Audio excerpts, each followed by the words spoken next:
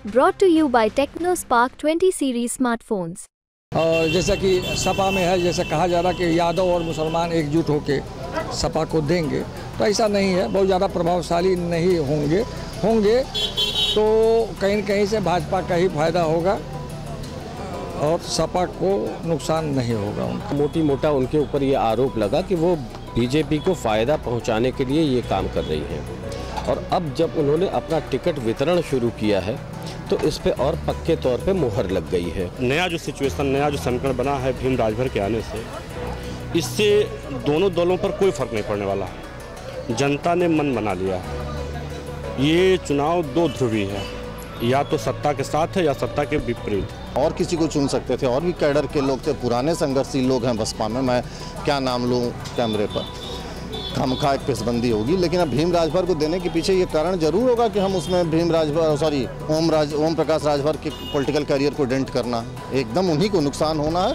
और इस चुनाव के बाद बहुत कुछ उनका भी पॉलिटिकल करियर तय होगा कि किस दिशा में जाएगी। नमस्कार, मैं हूँ राजीव कुमार और इस वक्त हम आजमगढ़ में हैं। आजमगढ़ हमेशा कुछ न कुछ नई चर्चाओं में आ जा रहा है। अब चर्चा का विषय यह है कि बहुजन समाज पार्टी ने अपने प्रत्याशी को घोषित किया है, और प्रत्याशी घोषित किया है राजभर। राजभरों की राजनीति चल रही है, और इसमें जिस तरीके से राजभर प्रत्याशी बनाया गया है, बहुजन समाज पार्टी के ऊपर जिस तरीके का आरोप लगते थे, जिस तरीके से उनको कहा जाता था कि बीजेपी को फ़ायदा दे रहे हैं, कई सवाल है। हम यहाँ पे पत्रकार बंधुओं से बात करने के लिए आए हैं जो समय समय पे अपनी लेखनी से समाज में अपना संदेश देते हैं। तो सबसे पहले आपसे हम बात करते हैं, क्या नाम है? मेरा नाम आशुतोष द्विवेदी है। यहाँ जो जर्नलिस्ट क्लब है उसका मैं अध्यक्ष हूँ। आशुतोष साहब, किस नज़रिए से आप देख रहे हैं ये जो टिकट दिया गया है? देखिए, अभी आज ही तो टिकट की घोषणा हुई है, लेकिन मैं इस मामले में यही कह सकता हूँ कि जो अभी तक बीएसपी का अभी तक का जो पीछे का ट्रैक रिकॉर्ड रहा है, उनका पिछले लोकसभा में जो उन्होंने 10 सीटें जीती थी वो गठबंधन में जीती थी, और इस बार वो गठबंधन में नहीं है। तो लिहाजा जैसे ही उन्होंने गठबंधन से बाहर कदम रखा तो मोटी मोटा उनके ऊपर ये आरोप लगा कि वो बीजेपी को फ़ायदा पहुंचाने के लिए ये काम कर रही हैं, और अब जब उन्होंने अपना टिकट वितरण शुरू किया है तो इस पे और पक्के तौर पे मुहर लग गई है। मुहर इसलिए लग गई है कि अभी आपने कहा कि उन्होंने यहाँ से भीम राजभर जी को टिकट दिया है, जो उनके पूर्व प्रदेश अध्यक्ष। तो सवाल इस बात का है कि भीम राजभर जी और ओम प्रकाश राजभर, इन दोनों को अगर आप एक सीक्वेंस में देखें तो भीम राजभर भी तो अदर बैकवर्ड कास्ट से ही आते हैं, और वो वोट अगर किसी का काटेंगे तो वो कुल मिलाकर के जो ये हमारे इंडिया अलायंस जो जिसको कह सकते हैं, इंडिया अलायंस जो है, अब इंडिया अलायंस का ही वोट काटेंगे वो, और कुछ बीजेपी का भी काटेंगे। तो कुल मिलाकर के उनका अभी जो परफॉर्मेंस आगे रहने वाला है वो तो कोई बहुत अच्छा दिखाई नहीं दे रहा है, और ये भी कोई बाहर के ही आदमी हैं तो कुछ इनका खास दिखाई नहीं दे रहा है। तो जो आरोप प्रत्यारोप या खबरों में भी बात चलती थी कि बहुजन समाज पार्टी को ये कहा जाता था कि भारतीय जनता पार्टी की वो बी टीम है, तो अगर इस तरीके की बातें, तो इससे क्या भारतीय जनता पार्टी को नुकसान है? देखिए, मोटी मोटा तो उन्होंने अपनी पूरी पार्टी ही भारतीय जनता पार्टी को बेच दिया है, ऐसा परसेप्शन लोगों के बीच में बन गया है। क्यों? क्योंकि समाज का जब जो परसेप्शन सामने आता है वो बड़ा महत्वपूर्ण है। समाज का परसेप्शन ये है कि ईडी, सीबीआई और ये सब जो चीज़ें टूल्स हैं गवर्नमेंट के, और इन टूल्स से बचने के लिए मायावती ने फ़िलहाल इंडिया अलायंस से किनारा कर लिया और विपक्ष की मजबूती को कमज़ोरी में बदल दिया। लिहाजा की आरोप तो उनके ऊपर लगना तय है। अब रह गई बात कि वो अपना प्रत्याशी दे रहे हैं, तो उनके पास एक मजबूत प्रत्याशी थे, शाह आलम गुड्डू जमाली साहब, जिन्होंने हमेशा 2 लाख 2.5 लाख वोट आजमगढ़ में मिला है उनको। अब वो समाजवादी पार्टी में आ गए, लिहाजा उनके पास कोई टिकट का दावेदार था नहीं, पैसा कोई देने वाला बहुजन समाज पार्टी को अब है नहीं। तो अब सवाल इस बात का है कि आखिर अब पार्टी का होगा क्या। तो कुल मिला के ऐसे सीटों पर किसी न किसी को लड़ा करके उनको लग रहा है कि इंडिया अलायंस को जो वोट जा सकता है वो किसी भी तरीके से काट दिया जाए, और काट करके किसी तरीके से भारतीय जनता पार्टी को लाभ पहुँचाया जाए। आप लोगों की हेडलाइन में भी तो ये रहता था कि मुस्लिम चेहरे की तलाश है, तो मुस्लिम चेहरा उनका गायब हो गया। तो मुस्लिम चेहरा तो पूरे उत्तर प्रदेश में उनके गायब हो गया है। तो अब क्या करिएगा, अब तो कोई पैसा देने वाला भी नहीं है और कोई अब फिलहाल अब दावेदार भी मजबूत नहीं है। तो जब पार्टी आप बेच दीजिएगा तो आपके साथ तो ये समस्या आएगी ही आएगी।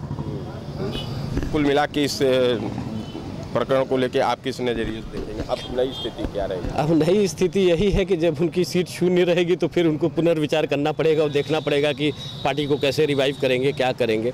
अभी तो फिलहाल उन्होंने जो फैसला करना था कर लिया है। जो फैसला करना था वो कर लिया है और वो सामने भी आ गया।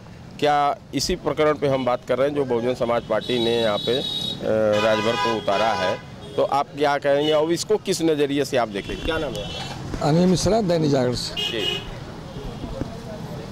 आशुतोष द्विवेदी जी ने पूरा विस्तार से और पॉलिटिकल पूरी तरह से समीक्षा कर दी है और हम ये कहेंगे कि एक तरह से बसपा ने केवल खाना पूर्ति करी है आजमगढ़ में। और एक राजभर की जहाँ तक बात है तो राजभर कितना उनके तरफ वो अपना समर्थन देगा उनको, ये कोई बहुत मायने नहीं रखता है। हाँ, थोड़ा बहुत अगर नुकसान सपा का होगा तो उससे ज़्यादा नुकसान उससे ज़्यादा फायदा भाजपा का नहीं होने वाला है। समीकरण में यही है, अभी बहुत ज़्यादा फायदा नहीं होने वाला है। तो सवाल तो यही है ना कि क्या इससे भारतीय जनता पार्टी को नुकसान है? नहीं, भारतीय जनता पार्टी को नुकसान तो नहीं है, फायदा ही है। हाँ, फायदा है, नुकसान नहीं है। अच्छा, खास तौर पे जो चर्चाएं चल रही थी, आप लोगों ने भी अपने खबरों में डाला, जिस तरीके से मुस्लिम चेहरे की तलाश थी, उस पे आपका क्या कहना? और क्या ये ना मिलने पे ये फैसला? ये भी कहा जा सकता है। अभी आशुतोष भाई ने कहा है कि निश्चित तौर पर उनके पास कोई चेहरा नहीं है, उनके पास कोई चेहरा है ही नहीं कि अब वो पहले वो चुना जाता था कि जिताऊ उम्मीदवार। जिताऊ उम्मीदवार का मतलब वो है कि तन मन धन सब होना चाहिए और कोई प्रत्याशी नहीं है। तो एक अपनी इज्जत बचाने के लिए उन्होंने पूर्व बसपा प्रदेश अध्यक्ष को यहाँ पर ला दिया है और वो भी बाहरी हैं। कितना प्रभावशाली रहेंगे क्षेत्र में रहना और के लिए बहुत बड़ा मायने रखता है, तो बहुत ज़्यादा प्रभावशाली नहीं रहेगा।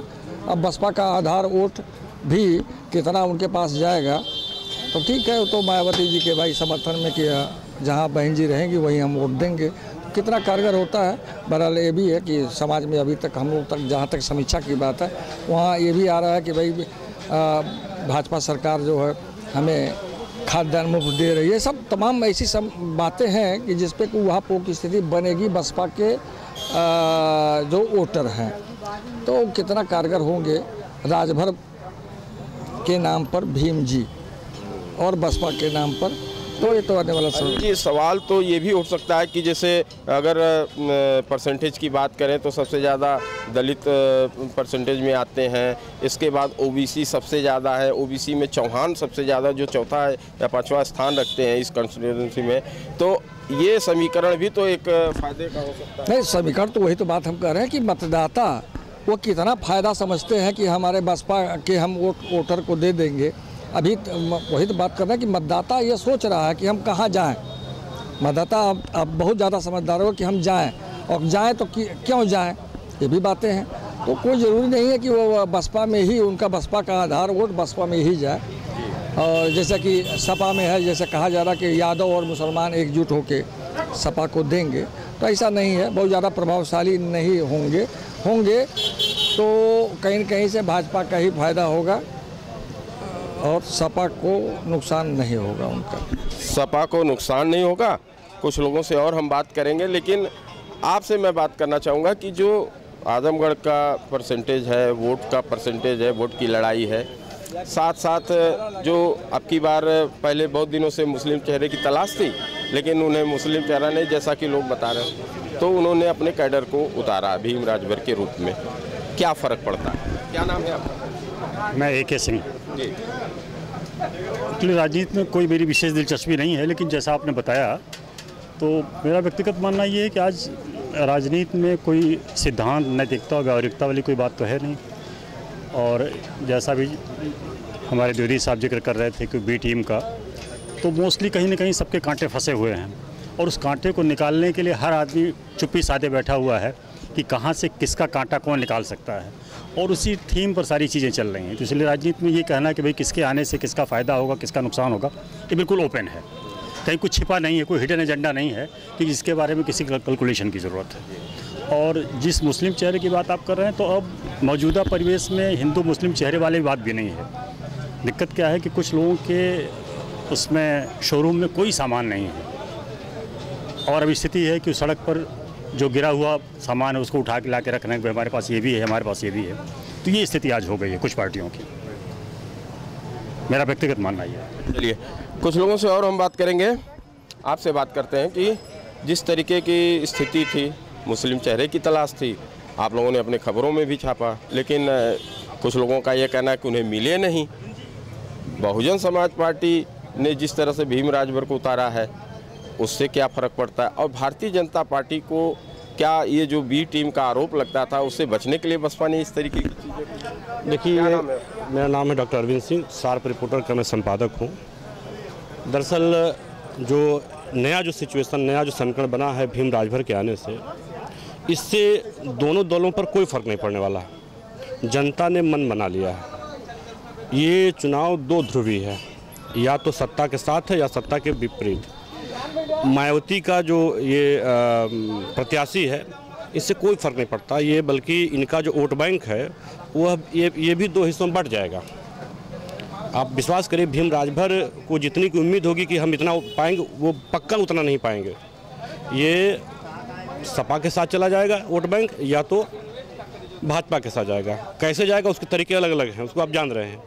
सपा के 10 विधायक यहाँ पर हैं, सब विधायक लग गए हैं उस पर, वो काम हो जाएगा। तो भीम राजभर का कोई पॉलिटिकल बैकग्राउंड ऐसा नहीं है कि जो बहुत नॉन फिगर हो, बहुत बड़ा हो, बहुत बड़ा काम इन्होंने किया हो, उसका असर यहाँ होने वाला, ऐसा नहीं है। वो कैडर के आदमी रहे हैं, चुनाव भी लड़े हैं, और उन्होंने यहाँ पे जो कोऑर्डिनेटर कहा जाता है, हालांकि प्रभारी शब्द कहा जाता है, वो भी रहे हैं। देखिए, पूरे बसपा का कैडर जो अब खत्म हो चुका है। जब पार्टी उरोज पे होती है, शक्ति की पूजा हमेशा होती है।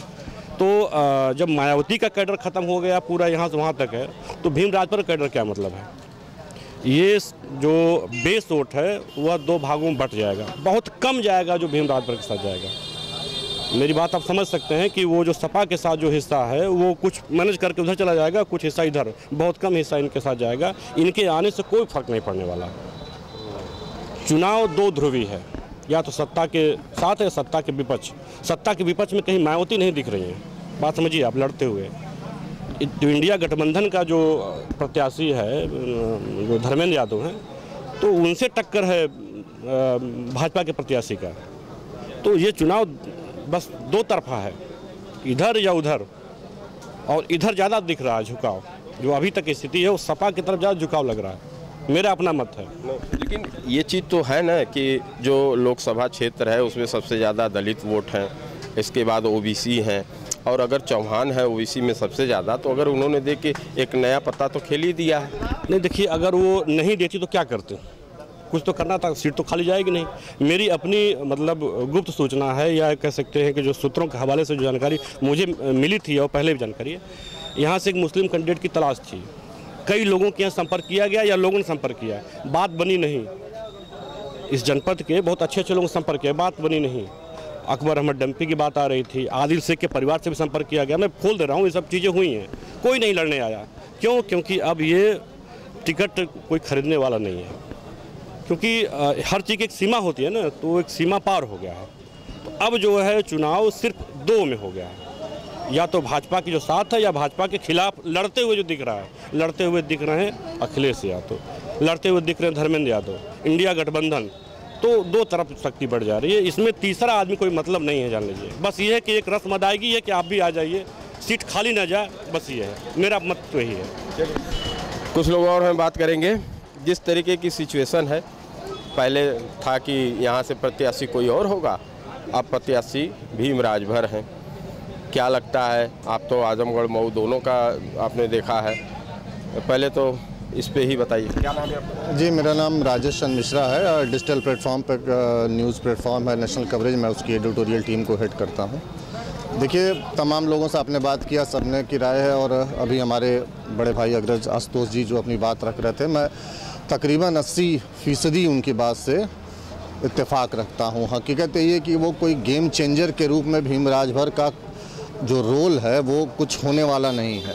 बस एक बात मैं एक ऐड ये कर सकता हूँ कि सब, अब उनकी भी बात सही है जो ऐसा आशुतोष जी कर रहे थे कि ठीक है, क्या कोई वो एक डर तो था ही। उन्होंने अपने पार्टी का वो जो रसूख था वो तो पिछले दिनों में ख़त्म कर दिया। आप मुझे पिछले 5 साल में ही बता दीजिए, 10 साल का छोड़िए, 5 साल में बता दीजिए कि बसपा का सड़क पर कौन सा एक मूवमेंट, कोई बड़ा आंदोलन, एक आंदोलन। अरे इवन देन कि हम लोग तो यहाँ विज्ञप्ति भी देखते हैं। मुझे तो मुझे लगता है कि 6 महीने साल भर में एक विज्ञप्ति तक नहीं मिली कि आज बसपा का प्रतिनिधिमंडल गया और डीएम से इस मुद्दे पर मिला। कांग्रेस हो चाहे सपा हो या जो भी पार्टियाँ, ये तो 10 आदमी लेके 5 आदमी लेके जाती रही है। तो बसपा ने अपने आप को तो जीरो कर ही लिया।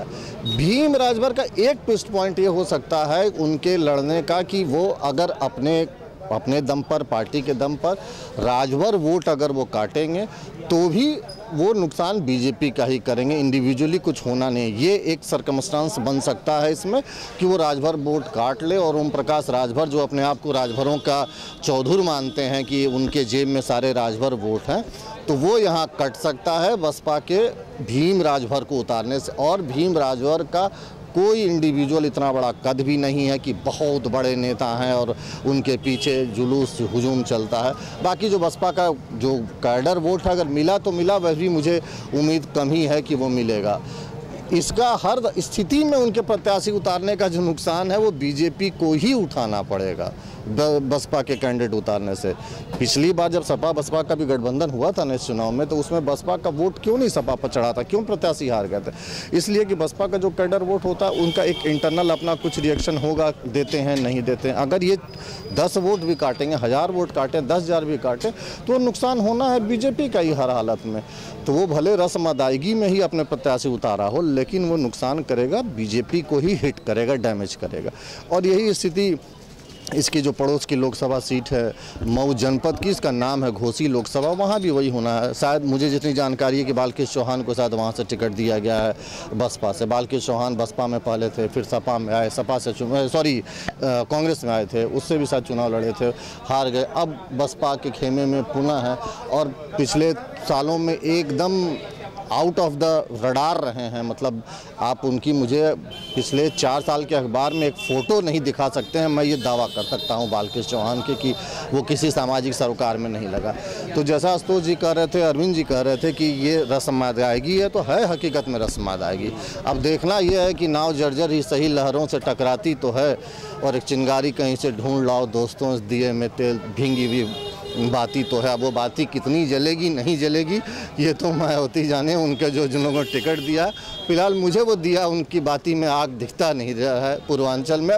पूर्वांचल क्या, जिन सीटों को मैं अप्रोच कर सकता हूँ कि आजमगढ़ सदर हो गया, लालगंज हो गया, घोसी लोकसभा में देख रहा। मैं पिछले दिनों गाजीपुर गया था, वहाँ जो समय, यहाँ तक कि सलेमपुर जो मैं 2 बार जा चुका वहाँ पर, तो जो देख रहा हूँ तो मुझे नहीं लगता है कि उसमें कोई उनके कैंडिडेटशिप से उनका कोई और जीतने की तो बात ही मतलब छोड़ ही दीजिए। Let it drop this topic कि वो कुछ कर भी पाएंगे। चलिए, लेकिन 2 सवाल है आपसे, जैसा कि आप बता रहे हैं। एक तो कि बसपा के जो होते हैं लोग सड़कों पर नहीं आते और विज्ञप्ति भी नहीं, उनकी एक पॉलिसी है, वो अपने जनता के बीच में रहते हैं और वो सड़कों पे नहीं आते, ये शुरू से रहा है। दूसरा, इस फैसले से ओम प्रकाश राजभर का क्या होगा? नहीं, पार्टिकुलर भीम राजभर वाले फैसले से भीम राज ये जो टिकट दिया गया तो वो मैं वही कहा कि वो उन्हीं के पॉलिटिकल करियर पर डेंट होना। एक तो डेंट वैसे ही हो चुका है उनका, वो पियर का गमछा डाल के जाना थाने पर, दरोगा को ओम प्रकाश राजभर नजर आएगा तो काम भर इस प्रकार के बयानबाजी से तो वो डेंट कर चुके हैं भाजपा को काम भर। बचा खुचा उस दिन ब्रजेश पाठक गए थे तो जिसको गमही भाषा में लोग कहते हैं ना, निहुरा के वो करवाना, तो झुकवा के जो वो कान पकड़ के उनके बेटे को माफ़ी मंगवा दिए, बचा खुचा वो डेंट कर दिए। अब भीम राजभर को दे के बसपा अगर सेंध मारेगी तो इन्हीं के वोट बैंक में मारेगी। राजभर अगर वो 10% भी काट पाई, 15% भी भीम राजभर भी, अगर राजभर का नेता कोई ऐसा तो नहीं कि ओम प्रकाश राजभर पट्टा करा के आए हैं कि नहीं सारे राजभर मेरे ही साथ रहेंगे, मैं जहाँ हूँगा वहीं कोई राजभर इनको वोट देने जाएगा तो उसको कोई मार के भगाएगा तो नहीं ना। तो और ये जाहिर सी बात है कि भीम राजभर को देने के पीछे ये तर्क रहा होगा कि हम राजभर वोट अपने में मिलाएं, एकदम उसके पीछे ये प्लान रहा ही होगा जहां तक मैं सोच पा रहा हूं। नहीं तो जैसा ठीक है, एक मुस्लिम चेहरा तलाश किए नहीं मिला, और किसी को चुन सकते थे, और भी कैडर के लोग थे, पुराने संघर्षशील लोग हैं बसपा में, मैं क्या नाम लूँ कैमरे पर। खामखा एक पेशबंदी होगी। लेकिन अब भीम राजभर को देने के पीछे ये कारण जरूर होगा कि हम उसमें भीम राजभर सॉरी ओम प्रकाश राजभर के पॉलिटिकल करियर को डेंट करना है, एकदम उन्हीं को नुकसान होना है। और इस चुनाव के बाद बहुत कुछ उनका भी पॉलिटिकल करियर तय होगा कि किस दिशा में जाएगी। चलिए, बहुत बहुत शुक्रिया। तो हम यहाँ पे पत्रकारों से बात करने के लिए आए थे और इस मुद्दे पे आए थे कि भीम राजभर को बहुजन समाज पार्टी ने जो यहाँ प्रत्याशी बनाया है, क्या वाकई ये बहुजन समाज पार्टी की पॉलिसी में है कि भारतीय जनता पार्टी को नुकसान किया जाए, या उनके ऊपर जो आरोप लगता था कि वो बी टीम है उससे बचने के लिए इस तरीके की स्ट्रेटजी लगाई गई। तो पत्रकारों का अपना अलग अलग बयान था और पत्रकारों ने यहाँ तक कहा कि इससे, कुछ लोगों ने कहा कि भारतीय जनता पार्टी का इससे नुकसान है, कुछ लोगों ने ये भी कहा कि दोनों में वोट बटेंगे और इससे चुनाव समाजवादी पार्टी और भारतीय जनता पार्टी के बीच में ही बना रहेगा। राजीव कुमार, आजमगढ़, यूपी तक।